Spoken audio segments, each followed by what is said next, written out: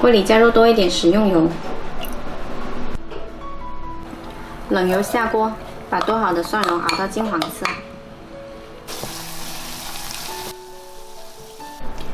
好啦，这碗蒜蓉酱呢，我们一次可以多熬一点，可以放到冰箱里面，下次做菜也可以用。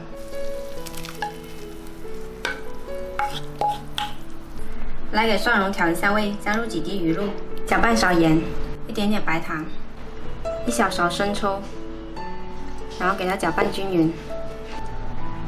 好，这个蒜蓉酱就做好了。我们现在把茄子的皮刨去，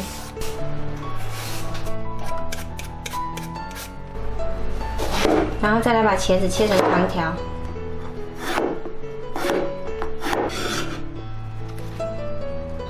切好的茄子里面呢，加入一小勺生粉，还有一勺蒜蓉酱，给它搅拌均匀。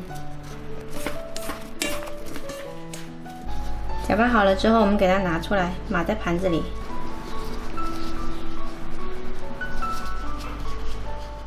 码好之后，我们在这面上再铺上些蒜蓉酱。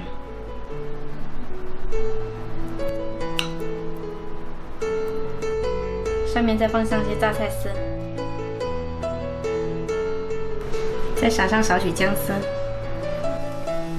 锅里水开了，上锅大火蒸5分钟。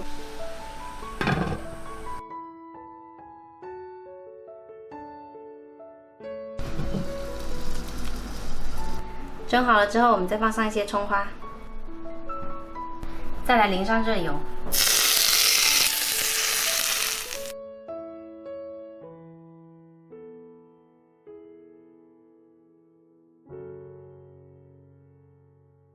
今天这道蒜香蒸茄子呢，茄子蒸得绵软入味，特别下饭。